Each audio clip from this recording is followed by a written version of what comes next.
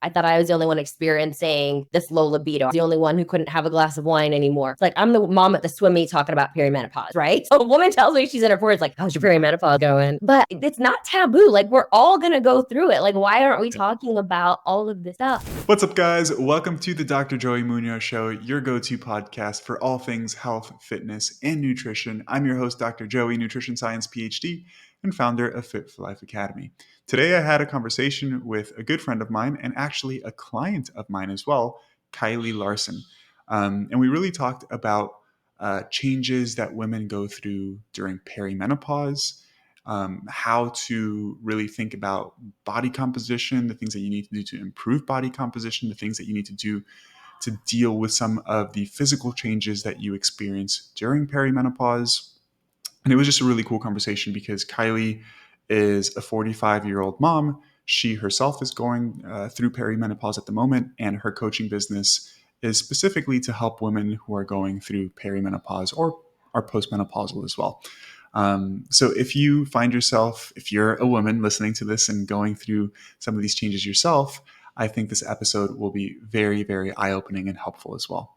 With that said, let's go ahead and get right into it. I hope you enjoy. Kylie, quick question. Do women need to do anything differently during perimenopause to improve body composition, aka build muscle and lose body fat? So, interesting answer. Like, shocking. No. When it comes to building muscle and improving body composition in perimenopause, the strategies that we use before we go through that when we are having regular cycles are the same that we're going to use while we are in perimenopause. You are still needing to lift heavy, right? And heavy is a relative term. You still need to make sure you're eating enough protein.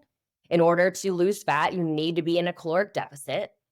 The strategies are all the same. We're just dealing with our fluctuating hormones, which has implications on us. But when it comes to building muscle and body composition changes, the strategies, the protocols are still the same. Yeah, that's a great way to put it, right? Because there might be differences between the way your body responds to some of these things, but the things we need to objectively do are the same, right? And I think it's important to discern between those two. Um, as you know, I run webinars for marketing for my business, and I do two webinars per month. And I always do an open Q&A at the end. And one of the questions that I always get across the board is from either one or two women saying, I'm either perimenopausal or postmenopausal. Does this information apply to me, right? And the obvious answer is yes, but it's really common for women who are in this stage in their life to think that the things they need to do for some reason are completely different. What are some of the reasons for that? I think there's a lot of people out there, there's strategies for people who are active women, and then there's like another woman who's more sedentary. And so a lot of people are talking about fasting for perimenopause. And that might be okay for a woman who's not active, but when it comes to an active woman, if you are fasting on top of that and you're doing fasted workouts, your stress is going to be through the roof. And so you're hearing, should I fast or should I not fast? Do I need to be taking this supplement or that supplement? Because this is a huge thing because we are, and I say we because I am a 45-year-old woman. I am in this bucket. Everybody wants us, right? We have the spending dollars. We are freaking out because our bodies aren't responding. And so we will literally do anything to feel and look our best. So people Yeah. are selling us shit all the time, and it's honestly stuff that we don't need. And that's where the confusion comes in. I honestly think, Joey. Hey, are you 40 plus? Are you perimenopausal? Are you midlife? Drink this, take this. And we're so desperate, we'll do anything. Yeah, so it comes down to just a lot of confusion regarding the things that we see online, right? Yeah. Yeah, it's funny because when you can target a specific population that is going through something that's difficult, it's a lot easier to sell that person something than somebody who doesn't have a strong pain point, right? Yes. It's sad because people obviously prey on other people who are desperate, for lack of a better term. Mhm. You mind sharing a little bit about your personal experience? I think it definitely helps people relate to you in Oh, terms of what you do for training, all that stuff. yeah, absolutely. So, a lot of women my age, they're not sure if they're in perimenopause. And basically, I like to say if you are 40, you're pretty much guaranteed that you are in perimenopause, even if you aren't experiencing any symptoms. Now, I started noticing that I was in perimenopause when my hair started falling out like in clumps. And that Mm. was like a huge red flag. I was like, I got to take care of some stuff. So that was my personal experience. And then, if you were to see me, you would never look at me on the street and say, this woman needs to lose weight, but I did notice I was holding on to weight in certain part, like that love handle area. And that was different for me because I wasn't doing anything differently. And I was like, okay, that's different. And that was my own personal perimenopausal like journey. And I'm still in it. You'll might notice my cycles are getting shorter. So that's another sign. If you don't know if your cycle's getting shorter or it's more irregular, you have this strange unexplained weight gain, but I want to come back to that, Joey. The hair falling out, that's what gets a lot of women to finally pay attention, right? Because we're like, no, do not take my hair. I love my hair. Don't mess with my hair. But that was my journey. But the thing is, Joey, I didn't change anything with my training. You and I did not change my training plan. I didn't change my nutrition. What I did though, I started working with a naturopath. We did some testing to see where I was perhaps deficient, but it all came down to me managing my stress better. So that is honestly the biggest thing that we need to be concerned with in perimenopause is the stress management side of things because we're already in a state of chronic stress because of our fluctuating hormones. So we have to be mindful to not pile too much more stress onto that. And that is a whole I mean that's a whole conversation, Joey, of the Yeah. stressors that are midlife. Yeah. Yeah, stress is an interesting thing because there's really cool research showing that it's not necessarily how much stress you are under, but how you handle or respond or manage that stress, Yes. right? Yes. Because we all know some people that like objectively don't have a lot of stress, but they seem to be very stressed out, right? Yes. Always. Yeah. And the opposite is true. People that are managing a million things, but they're really good at managing those things and don't seem like they're stressed at all. So it definitely comes down more to how you perceive and manage that stress more than anything. How did that impact your life personally? I mean, it was frustrating for a while, but then once I stopped losing my hair and also, let me go back to that unexplained weight gain. Was it really unexplained? Like, if I looking back, was it really that unexplained? Or did I just need to at that point, I was still tracking macros. Did I need to pay a little bit more attention? Was I maybe not logging as much? Was I having, an extra cocktail here or there that I wasn't accounting for? Yeah. So that's kind of how it impacted my life. I just had to pay more attention. That's really what it did. And then because of that stress management piece, that's something I've been working really hard on this year. To your point, I've been working on the strategies to like increase my zone of tolerance. So Mhm. focusing on adding more good stuff into my life so I can deal with this inevitable, shitstorm of things that happen down here. I mean, you know how it is running a business, having a Yeah. young family and all of that. So I love that you brought that up because that is a lot of people don't realize that. Yeah. You know, one thing that helps me, and this is, I'm a very unique person. Like, I don't think this will help everybody, but just like accepting the fact that it's okay to be stressed in Yeah. certain periods of life, right? Yeah. Because sometimes it's like added stress from like saying we shouldn't feel this way, or Mhm. like it's like, hey, it's okay not to be like super happy and cheerful all the time, and it's okay to feel like you're a little bit under pressure and like there's a lot of things going on. It's okay to feel that way, and I think accepting those things has helped me personally a ton, and just really frame things as like, okay, what can I get done? What can I focus on? I'm going to honestly do my best. And if I'm honest with myself and I do my best, then shouldn't really worry too much about this stuff. Now, I know that's easier said than done. But and also to your point, it's all temporary. That's the good news and the bad news. Nothing lasts Mhm. forever. That's the good news and the bad news. And the same applies to perimenopause. It's simply a transition. And that's what I want women to remember. This is just a point in time that maybe it sucks a little bit, but I also don't want to feed into the narrative that perimenopause sucks. Like you will never hear me talking about that because I don't want to contribute to that conversation. I'd rather empower us to thrive in perimenopause. And I have seen someone like comment on a reel that I made, like, what if I don't want to thrive? Okay, cool. Maybe thrive is not the word for you, but to get through perimenopause, it doesn't have to be this sisterhood of suffering. And so again, our perception of things is so powerful if we can understand this is the point in time where my body's going to shift and change temporarily. I'm going to get out of it on the other side and not have these fluctuations without a period. Sign me up for that. That sounds amazing. So it actually can be Sounds exciting. like being a dude. Well, exactly. We get to be like dudes. I mean, life's going to be so easy on the other side. That's too funny. So, Kylie, all jokes aside, you run a coaching company specifically for women who are going through this phase of their life, correct? Yes, correct. And I'm saying What are this. some of the yeah, yeah. What are some of the main things you guys talk about from a mindset perspective to help women deal with some of these things that they're struggling with internally? The biggest thing that I see women need to work on is this self-compassion piece.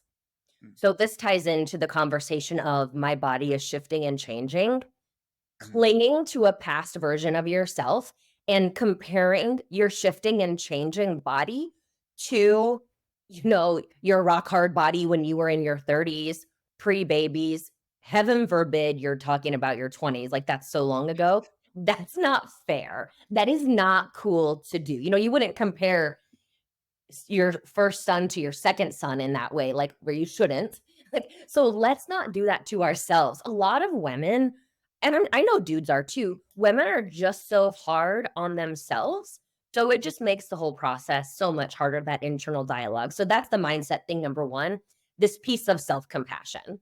The second thing that we talked about is understanding that it's temporary. That's huge. Just we're gonna get through this. I mean, could it last up to 10 years? Yeah, it could.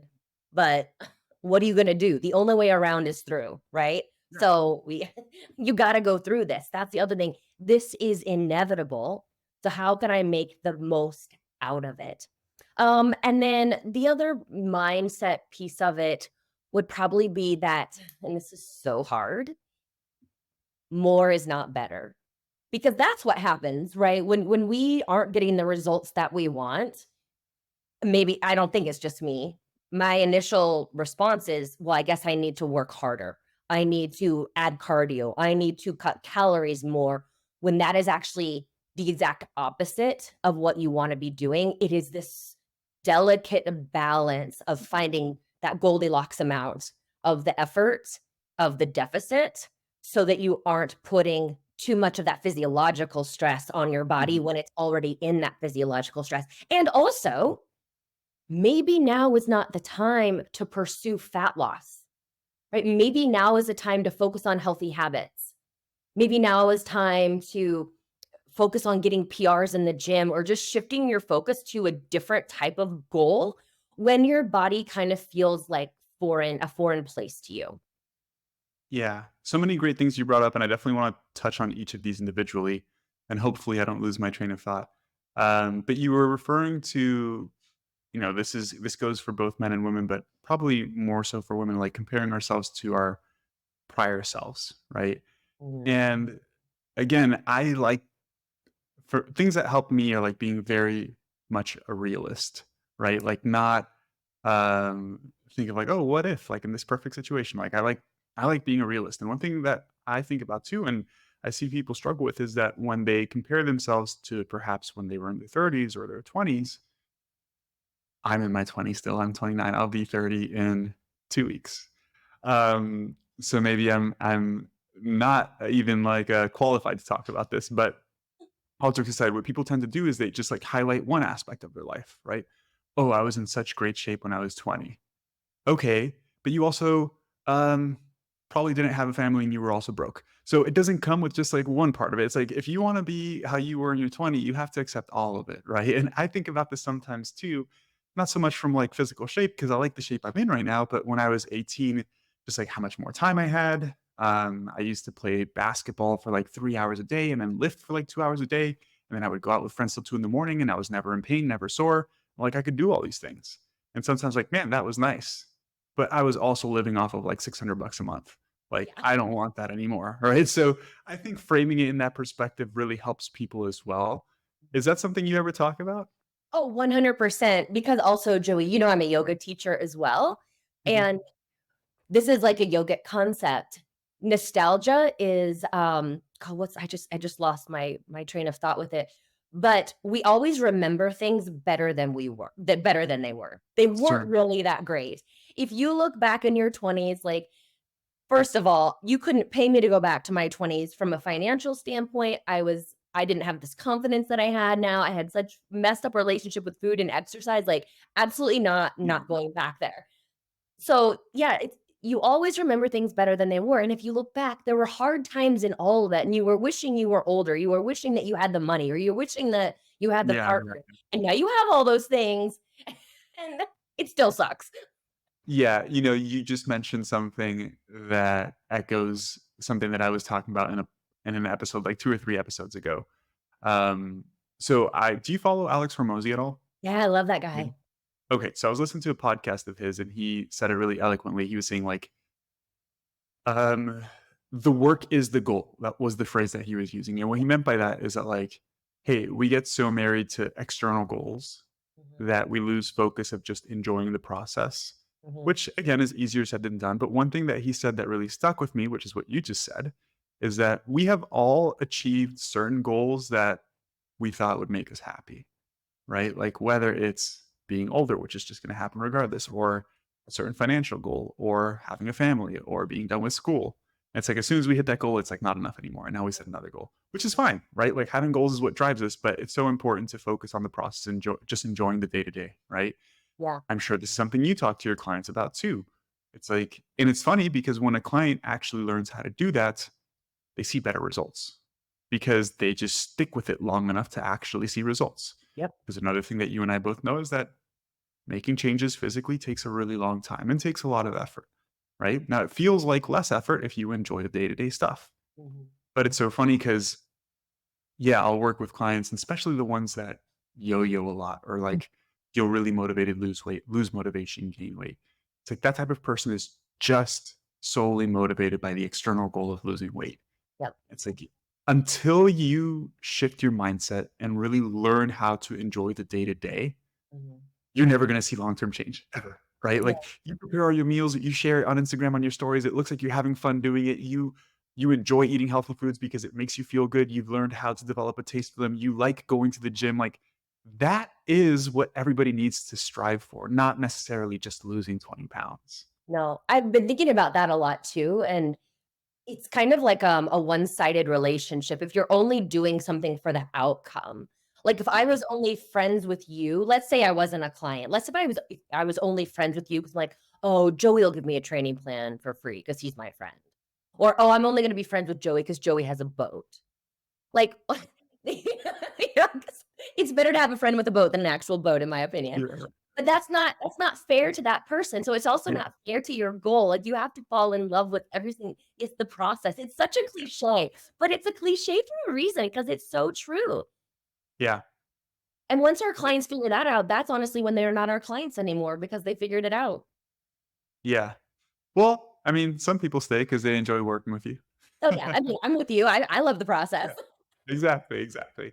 No, but it is interesting, right? Because and I'm sure you can relate to this too. Sometimes the first couple of months of working with somebody is just trying to get them to that point, right? And as coaches, we have success with some clients. And the truth is that not every single client has success. And a lot of that sometimes is because the person isn't in a position where they're ready to make change yet, Yeah. right? Like it takes Mhm, time and it takes effort. I always bring up, and I did a podcast episode with him. His name's Noah. He's one of my clients as well. Um, I had him on the podcast because I just wanted him to share his story because he embraced this like so well. The cool thing about Noah is like he was always really open minded and just willing to try things that he didn't enjoy. So he comes from a background like playing football at a very high level. mhm, And people listening are probably bored of hearing this because I've told this story at least 5 times. But it was just really impressive. So when he was playing football, he just saw food as a means to fuel performance. Like that for him, that was the only purpose of eating. And he was a lineman, so he was a big dude, and he was always just trying to put on weight, be able to stop the other guy from getting through him, right? mhm, And so when he stopped playing football, he just like didn't see any point of like eating healthy or focusing on his nutrition at all. So he gained a ton of weight. He was in a very unhealthy state when we started working together. He was well over 350 pounds. Um, Today he's below 290. And before he started with me, he had already lost 50 pounds. So he's lost over 100 pounds in this time frame. But aside from the weight loss, the mindset shift has been crazy. So when we first started working together, like I do a nutritional assessment, we talk about some nutrition habits. He was like, "Man, I don't like vegetables." And I was like, "Dude, you're gonna have a hard time if you don't like vegetables. Let's talk about some ways to prepare them so they taste good." And he was like, all right, I'll try." And he started with just like having a little bit every day. Like when I say a little bit, I mean like a little bit, Kylie, like a couple bites with a meal. And now he has like a big serving of veggies with a lot of his meals. And sometimes he just has a salad. And he's like, "Dude, it's crazy to think that now I just like vegetables and I look forward to eating them. And when I go to a restaurant, I seek those things out." Now, when he's stressed, he had issues with alcohol as well. He's been sober for 3 years. And now when he's stressed and stuff, he just goes for a hike and he's outside. And it's like, it's so cool when somebody actually embraces the process and makes those changes. It's Oh, just I difficult for some people to do. Yeah, I mean, like you said, not everyone is ready for it. And that's the first thing I ask clients, how ready, willing, and able are you? Because I need to know that, and you need to know that so you can manage your own expectations Yeah. for what you're going to get out of this. Because I think that's another thing that people, they mess up with is just setting these unrealistic expectations. They don't understand how long it's going to take, what it's going to take, or any of that. Okay, Joey's gonna give me macros and a training plan, and I'm gonna shed 20 pounds and be shredded by summer. Well, nope, Yeah. not gonna be Yeah. that way. The thing is everybody says yes, and it's hard when you talk to a client because nobody says like nobody inquires for coaching. They're like, "No, I'm not ready." It's like, then why did you inquire? Right. But like some people, the self-awareness isn't there that they don't understand they're actually not ready because they don't understand where changes need to be made. Yeah, But sometimes at the very least, they understand what changes need to be made as a byproduct of coaching. Right. for sure. Sometimes that's the biggest win for a lot of people. Like, hey, I didn't realize like all of this was actually necessary. And it takes a couple months to start making those changes. Um, you mentioned something that I also want to talk about, and it's that it's not always about doing more, Mm, right? But you mhm. mentioned this. It's really about finding balance because some people do need to do more. Like some people don't do anything, Yes, right? yes. But people who are motivated and hardworking and already do a good amount, like the answer isn't just always do more. And I fall into this type of thinking too, where like maybe I'm not seeing progress in the gym and like similar to you, I train 5 days a week, sometimes an hour and a half to 2 hours. And I'm like, man, maybe I should just add a little more volume. And I'm like, well, realistically, like I just can't do that. Like another day in the gym? No. 2.5 hours in the gym? No. Like, right. So it's so easy to fall into that kind of thinking. Now, I will say that I think a lot of people train very suboptimally, right? Yes, So is true. this something that you help your clients work through and really learn how to train so it's effective and you don't have to spend endless hours in the gym? Yes, and it's hard. Like, it is something we talk about on a weekly basis. How's the intensity? In fact, Pat was with me at the gym yesterday, and the bonus of my husband going to the gym with me is he can be my videographer. And I'm like, you need to film the set so you can see my face for, these leg extensions, right? And so that is a hard part of not being in person with someone, assessing their intensity. I totally agree with that. And I think sometimes if people would just increase their intensity, they wouldn't have to add another cardio session or in their brains feel like they need another cardio session or another day of lifting because you wouldn't want to because you are Yeah. using your time as efficiently as you Yeah. can. But yeah, Joey, it's a constant struggle. But it's like there's so many different types of people that come to us for coaching. And um you attract kind of who you are or were. And I am one of those women who, again, never really, well, I was never overweight. I had time when I gained weight and all this stuff, but fell into that bucket of that group of women who are just like go hards, right? Running before going to, and this is before I lifted weights a lot, right? So running before I would go to like a yoga sculpt class and then going to a spin class in the afternoon and then living off of it's embarrassing, right? Salad and all like not eating any protein, but just eating as little as possible and just crushing my body. Like Yeah. I had to feel just dead or else it didn't count.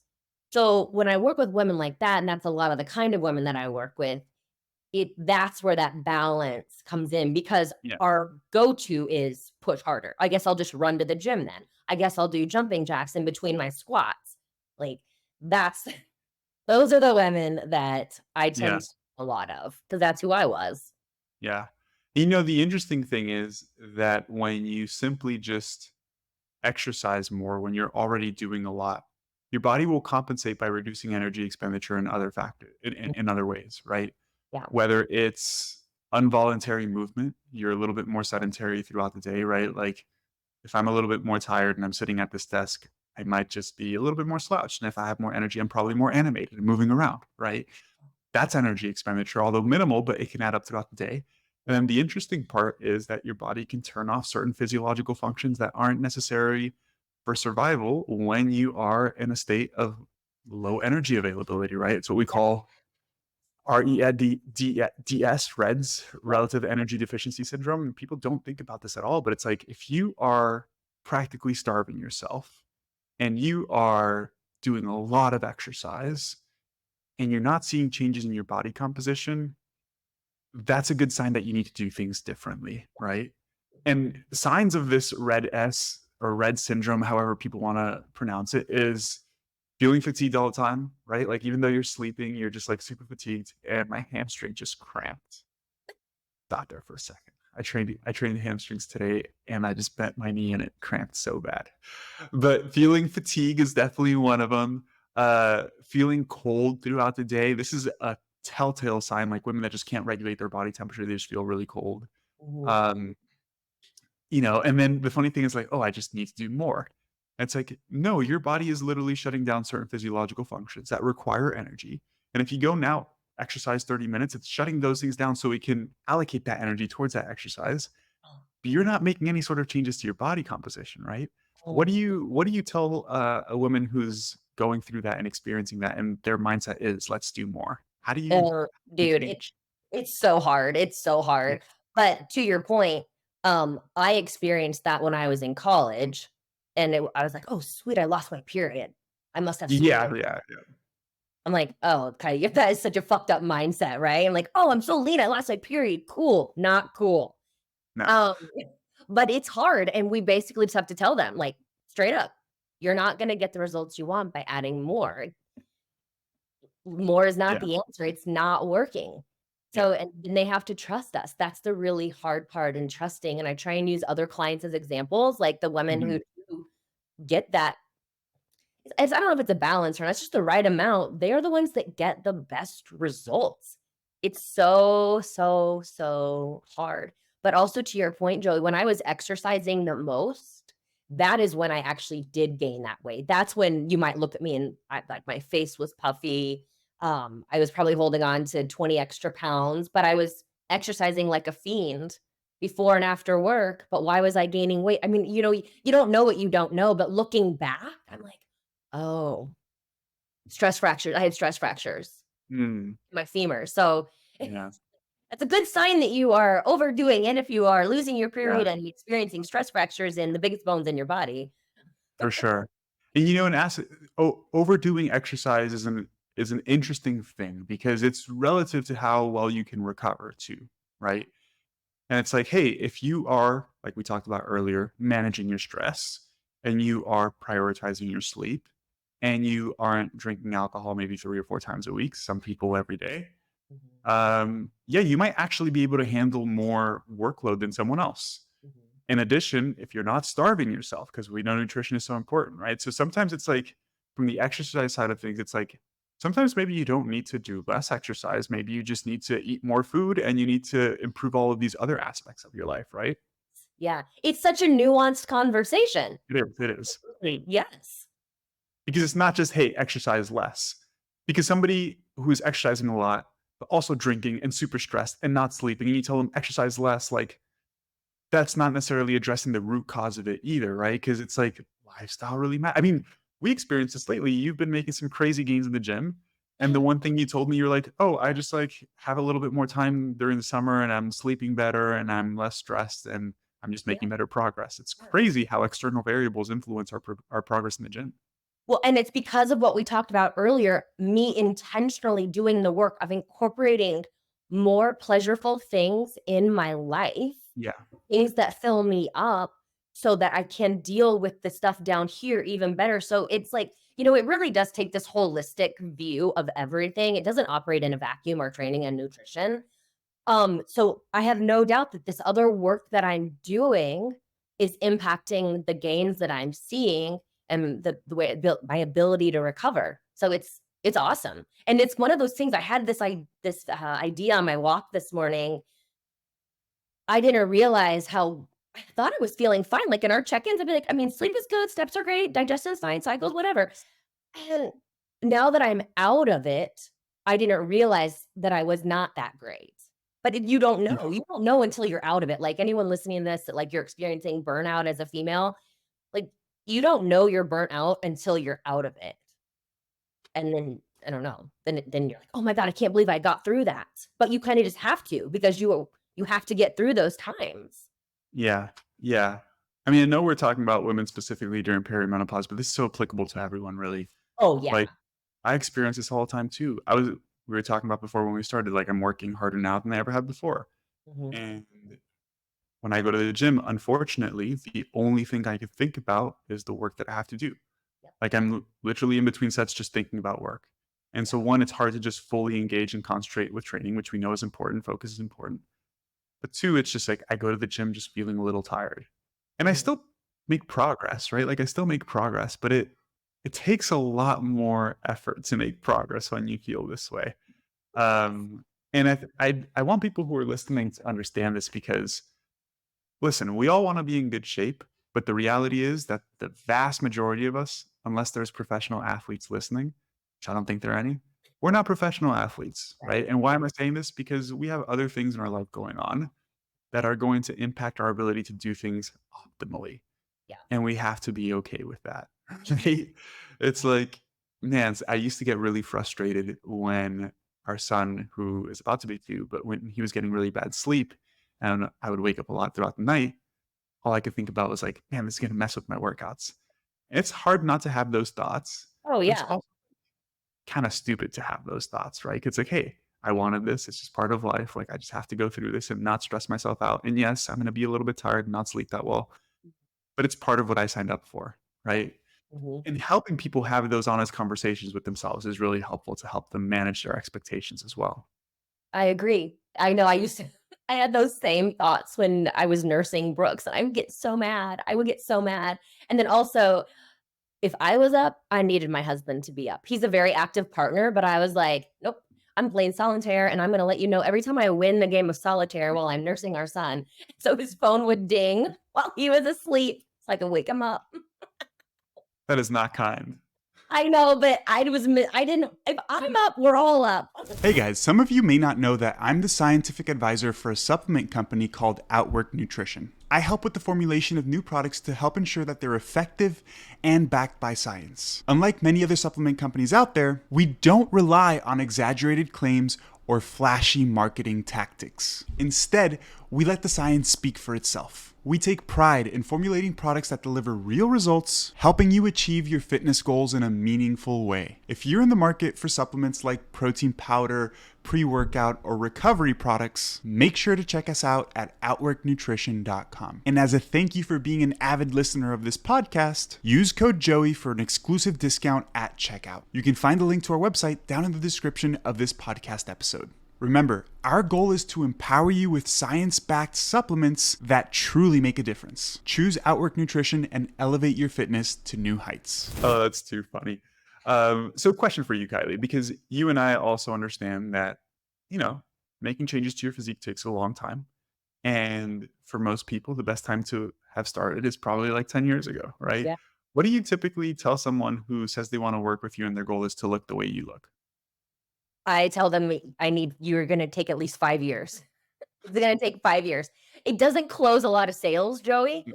but, I wanna be honest with people. Yeah. Like, it takes time. Every year you add a layer, and that's why, taking it back to this perimenopause conversation, it's not a death sentence. If you have these good habits in place and you're strength training, getting your sleep, your steps, you're eating enough protein, managing your stress, whatever that means, every year you're gonna get better. Yeah. That's what I feel like. I have no issues with aging because I'm like, "Kylie, look what's happened year after year after year." It's Yeah. not getting better, it's just like you're fine tuning all of these things. So that's Yeah. what I told him, it's gonna take time. Takes Yeah. lots of time. Yeah. I love you phrasing it as it's not a death sentence because there's some women that I follow on social media who are like in their 60s Mm. and their transformation pictures are within their 60s. They're Yes. like when they were 61 and they were completely out of shape and unhealthy, and now they're like 68 and they look like maybe they're 50, like Yeah, way, way, way better shape. And obviously, they've already gone through perimenopause yeah. and maybe they didn't handle it the best way. And they're way older now and they can still make drastic improvements in their body composition. Like, age is definitely not a factor here. No, it's not, and, hopefully I don't know when people retire because I don't know if I'll ever be able to retire, but, like, think about that, like, your kids are all grown, they're out of the house, you've got your time back to yourself, and through perimenopause, normal, no more fluctuating hormones, like, so much is possible then. And then for anyone who's listening to this, like, "No, this doesn't apply to me because I'm not perimenopausal." First of all, you need to be aware of perimenopause happening if you're a woman. But the best thing that you can do to prepare for perimenopause is everything that we're talking about. All of these lifestyle factors, having as much muscle on your frame as you can, that's gonna help manage all of the perimenopausal symptoms that you hear people, like, complaining about, and they are real. Like, perimenopause is not a great experience for a lot of women, but I do feel like my perimenopause experience hasn't been terrible, but I believe it's because of all the work that I've done in the last Mhm. 20 years, Yeah. you know? Yeah. No, for sure. How do you talk to clients who maybe turn to alcohol because of stress? Right. And this is a common one. Like, Yeah. maybe it's just based off my experiences, but I feel like women in that age range really like to drink wine. Yeah. And there's a whole, like, wine mommy wine culture Yeah, too. I know. Very disempowering. "Oh, I Yeah. can't deal with the stress, pour a glass of wine." Um, I lead with the facts. I lead with the facts, and I love when everyone has an aura ring because you can see what a glass or 2 of wine or 2 margaritas does to your sleep score. Your temperature shoots through the roof. So I just lead with that, the education piece of it, and then helping them understand that those calories from those drinks aren't doing them any favors at all. And that usually opens eyes to at least cutting back. And then we have Yeah. the whole Yeah. conversation too of environment and who's in your environment? Why do you feel that you need to do this? And we talk about strategies you can put in place so that you aren't, there is a peer pressure even when you're older. 100%. Just have something in your hand, but that is huge. And I swear, if a lot of women in perimenopause would just cut out the alcohol, they would feel night and day better. Yeah, and, you brought up calories because sometimes what people say is like, "Well, I'm accounting for it in my calories." It's like, yeah, but you don't understand, like, that's not the only thing that matters, right? And this is the issue that I have when people, like, listen, yes, calories in, calories out for weight loss or weight gain, we understand. But that's void of body composition, right? Because like just because you're losing weight doesn't mean you're losing just body fat. That could be a factor. We Mhm. know alcohol influences sleep. We know you're going to feel probably a little bit hungover, not 100% the next day. That's going to impact your performance. And this is like maybe the oversimplification of the calories in, calories out stuff where people are just like, oh, yeah, I'm having 2 glasses of wine, but I'm counting for the calories. Like, okay, aside from the negative impacts, because we know it has negative impacts, what if you filled those 400 calories with nutritious foods, with some more protein, with stuff that's going to help you recover, with stuff that's going to help you build muscle, right? It's a difficult conversation because there's a fine line there where like some people need some other sort of help. Like it's not just like casually having a glass of wine, right? So it's difficult to have that It conversation. is difficult. And, I like to, and that's one of my favorite things about working with clients is having like a deeper conversation. Like, well, why is this the first thing we grab when we Yeah. have our day? What else could we do instead? And let's talk about it. Yeah. I usually, so when I start working with a client in the intake form, one of the questions is around alcohol intake. Mhm. And if they mention that they, drink a good amount, like when we have our onboarding call, I'll usually ask them like, "Is this something you want me to talk about or not at all?" Like no pressure, like if this is something you don't want me to bring up at all, like I won't, right? Because that way there's like no awkward conversation around it, and I just address it straight up front. And I tell them like, "Hey, just so you know, these are the facts. Yeah, You probably know this already. If you don't want me to bring this up, like it's all good. I won't bring it up anymore." that's a good strategy. Yeah. You know, I have obviously way less experience working with women in this phase of their life than you do, because this is what you mainly do. But I have worked with a couple of clients who not necessarily, well, some perimenopausal, but a lot of postmenopausal women too. Mhm. And I'm thinking of one client here in particular where she had a very similar background where she's extremely hardworking. She's the CEO of a medical company. So, like, very successful career. And she always has the mindset of, like, don't be a little bitch, work harder, right? Like, that's her mindset. And Yeah. when I started working with her, it was like hours of cardio every day. Um, Maybe hours is an exaggeration, but a lot of cardio, long distance cardio. The solution was always just like go run more. Lifted as well, but like the emphasis wasn't on lifting and just like starvation always. Yeah. And the good thing about her is that she is very coachable. And I told her, I'm like, we're gonna do no cardio. We're just gonna lift. Like, trust me, please, let's lift and let's learn how to lift properly. And her body composition hasn't changed a ton because, again, it takes time, and we've been working together for less than a year. Like you mentioned, it takes at least 5 years to see really big differences in your body composition, Mhm. but she has way less anxiety around, like, food. She's comfortable eating more food, which is so cool. Um, she's lifting 5 times a week and getting stronger, and she literally tells me, she's like, "This is actually really cool. Like, I look forward to lifting weights, and I don't feel like I have to go on a run." And, like, her whole mindset and approach has changed a ton, Yeah. right? I'm saying this because I wanted to ask you, like, how do you how do you approach this? How do you help women change from something that they've been doing for so long for something completely different, right? Even just the topic of, like, telling them, "Hey, we should probably eat a little bit more food and not be starving yourself." How do you address those things?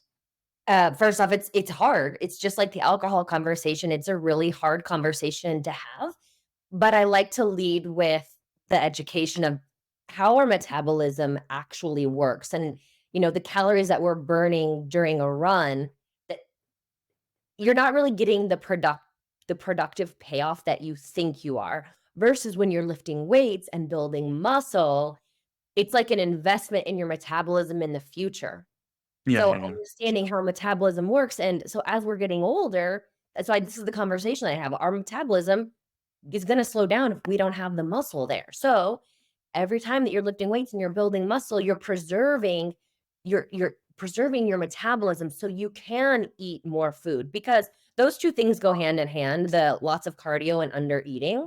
Um, that's just how we grew up. That's what we were taught, and it worked for Yeah. a right? And then showing the examples of the women who have switched gears, like myself included. But it is hard. It is hard, and it takes a lot of trust in the client, and sometimes it's like a little bit by little bit, kinda like vegetables Yeah, with little by little. Yeah, getting back on running 3 times a week and then adding 2 strength training yeah, sessions in. But it's hard. But I love that we're able to have those conversations with women. Just yeah. doesn't work. I mean, you just look down the road, how much longer can we keep up with this? How much longer can you keep running like that and eating like a rabbit? Yeah. Yeah, you brought up something important because you said our metabolism slows down if we lose muscle. And that's so true, right? Because there's cool research showing that, like, your metabolism actually stays pretty stable throughout your life. Mhm, But we know that muscle mass is a big contributing factor to your metabolism, right? So these studies that show that your metabolism stays pretty consistent takes into account what your body composition is at that moment, mhm, right? So, like, hey, somebody in their 60s, yeah, they have less muscle, but relative to somebody with that amount of muscle, like, is their metabolism any different? No, not really, because our body composition and our weight is like the main contributing factor to our metabolism. But as you get older, if you're losing muscle mass, which you certainly will after like 35 or 40, if you're not lifting weights, not just lifting weights correctly. I both know people in the gym doing some funny stuff. yes.